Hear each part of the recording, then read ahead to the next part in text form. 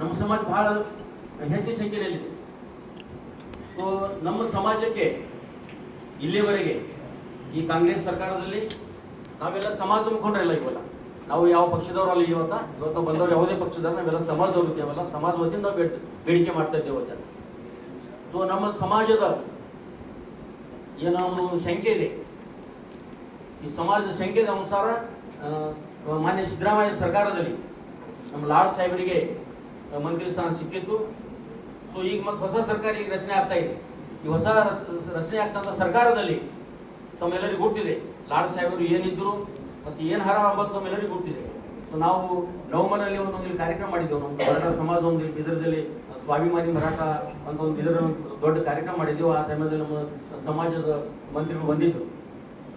So ಈ ನಮ್ಮ ಸಮಾಜ ವತಿಯಿಂದ ಒಂದು ಒಳ್ಳೆಯ ಒಂದು ತಳದಾರ ನೇತಾ ಅಂತೇವಲ್ಲ ಪೂರ ಈ ಒಂದು ರಾಜಕೀಯ ಮಾನ್ಯ ಲಾಡ್ ಸಾಹೇಬರು, ಸಂತೋಷ್ ಲಾಡ್ ಸಾಹೇಬರು ಇಲ್ಲಿವರೆಗೆ ಈ ಸರ್ಕಾರದಲ್ಲಿ, ಮಾನ್ಯ ಸಿದ್ದರಾಮಯ್ಯ ಸರ್ಕಾರದಲ್ಲಿ, ಈ ಸರ್ಕಾರದಲ್ಲಿ, ಹೋದ ಸರ್ಕಾರದಲ್ಲಿ ಯಾವ ಪ್ರಕಾರ ಗರೀಬರಿಗೋಸ್ಕರ ಎಲ್ಲರಿಗೋಸ್ಕರ ಯಾವ ಪ್ರಕಾರ ಕೆಲಸ ಮಾಡಿದ್ದಾರೆ, ಲೇಬರ್ ಮಿನಿಸ್ಟರ್ ಆಗಿ ಯಾವ ಪ್ರಕಾರ ಕೆಲಸ ಮಾಡಿದ್ರೆ ಅಂತ ನಾವೆಲ್ಲ ಮಾಧ್ಯಮ ಮಿತ್ರದವರಿಗೆ ಗೊತ್ತಿದೆ ಅದ್ರ ಬಗ್ಗೆ. ಸೊ ನಮ್ದು ಬೇಡಿಕೆ ಇದೆ, ಸಮಾಜದ ಬೇಡಿಕೆ ಇದೆ. ಇವತ್ತು ಈ ನಾಳೆ ಬರುವಂಥ ಸರ್ಕಾರದಲ್ಲಿ ಮಾನ್ಯ ನಮ್ದು ಲಾಡ್ ಸಾಹೇಬರಿಗೆ ಡಿ.ಸಿ.ಎಂ ಸ್ಥಾನ ಕೊಡಬೇಕಂತ ನಮ್ದೊಂದು ಬೇಡಿಕೆ. ಡಿ.ಸಿ.ಎಂ ಮಾಡಬೇಕು. ಈ ಪ್ರತಿಯೊಂದು ಈ ರಾಜ್ಯದಲ್ಲಿ ಏನು ನಡೀತಾ ಇದೆ ಅಂದರೆ ಈ ಜಾತಿಯ ಪ್ರಕಾರ ಒಂದು ಡಿ.ಸಿ.ಎಂ ಮಾಡ್ತಾ ಇದ್ದಾರೆ. ನಮ್ದೊಂದು ಬೇಡಿಕೆ ಏನಪ್ಪ ಅಂದರೆ ಈ ನಮ್ಮದು ಮರಾಠ ಸಮಾಜ 50 ರಿಂದ 60 ಲಕ್ಷ ಸಮಾಜ ನಮ್ಗೆ ಇದಕ್ಕೋಸ್ಕರ ನಾವು ಕೂಡ ನಮ್ಮ ಒಂದು ಒಳ್ಳೆಯ ಒಂದು ತಳದಾರ ಒಂದು ನೇತಾ ಇದ್ದಾರೆ, ಅವರಿಗೂ ಕೂಡ ನಮ್ಮ ರಾಜ್ಯದ ವತಿಯಿಂದ ನಮ್ಮ ಸರ್ಕಾರದಲ್ಲಿ ಈ ಬರುವಂಥ ಸರ್ಕಾರದಲ್ಲಿ ಒಂದು ಉಪಮುಖ್ಯಮಂತ್ರಿ ಮಾಡಬೇಕಂತ ಈ ನಮ್ಮ ಸಮಾಜದ ಬೇಡಿಕೆ. ಸೊ ಅದಕ್ಕೋಸ್ಕರ ಅವ್ರು ಏನೇನು ಅವ್ರು ಮಾಡಿದ್ದಾರೆ, ಈ ನಮ್ಮ ಸಮಾಜಗಳು ಅಂದರೆ ನಮ್ಮ ಎಲ್ಲ ರಾಜ್ಯದಲ್ಲಿ ಏನು ಮಾಡಿದ್ದಾರೆ ಅಂತ ಎಲ್ಲರಿಗೂ ಗೊತ್ತಿದೆ. ಅವ್ರದ್ದೊಂದು ಫೌಂಡೇಶನ್ ಇದೆ, ಮೊನ್ನೆ ಲಾಡ್ ಸಾಹೇಬ್ರದೊಂದು ಫೌಂಡೇಶನ್ ಇದೆ, ಸಂತೋಷ್ ಲಾಡ್ ಫೌಂಡೇಶನ್ ಇದೆ. ಸೊ ಆ ಫೌಂಡೇಶನ್ ವತಿಯಿಂದ ಇಲ್ಲಿಯವರೆಗೆ 1,000 ಉಚಿತವಾಗಿ ಗರೀಬರಿಗೆ ಬೋರ್ವೆಲ್ ಕೊಟ್ಟಿದ್ದಾರೆ.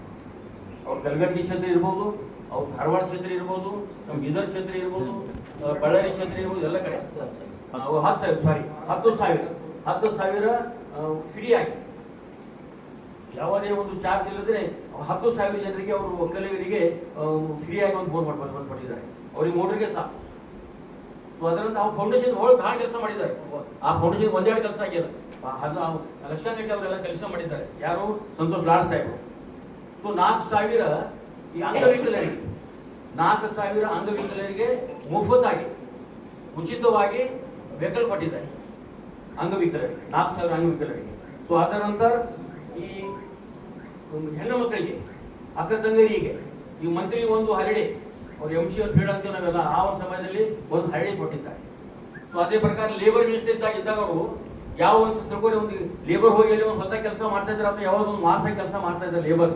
ಸೊ ಅಲ್ಲಿ ಆ ಲೇಬರ್ ಕೆಲಸ ಮಾಡುವಂಥ ಲೇಬರಿಗೆ ಏನಾರ ಒಂದು ಅನಾಹುತ ಐತಪ್ಪ ಅಂದ್ರೆ ಒಂದು ಆಂಬುಲೆನ್ಸ್ ಮಾಡಿ ಆ ಆಂಬುಲೆನ್ಸ್ ಆ ಲೇಬರ್ ಸ್ಪಾಟ್ ಮೇಲೆ ಹೋಗಿ ಅವರಿಗೆ ಉಪಚಾರ ಮಾಡಬೇಕಂತ ಒಂದು ಆಂಬುಲೆನ್ಸ್ ಮಾಡಿದ್ದಾರೆ. ಅಂದ್ರೆ ಹೊಸ ಸ್ಕೀಮ್ ಗರೀಬರಿಗೋಸ್ಕರ, ಲೇಬರ್ಗೋಸ್ಕರ ಒಂದು ಹೊಸ ಸ್ಕೀಮ್ ಈ ರಾಜ್ಯದಲ್ಲಿ ಅವರು ನಿಭಾಯಿಸಿದ್ದಾರೆ. ಸೊ ಅದಕ್ಕೋಸ್ಕರ ಇಂಥ ಒಂದು ಒಳ್ಳೆ ನೋಡ್ತೀವಿ. ಅವೆಲ್ಲ ಮಾಧ್ಯಮದವ್ರು ನಾವು ಹೇಳೋದು ಹೆಚ್ಚು ಜರುಗುತ್ತಿಲ್ಲ.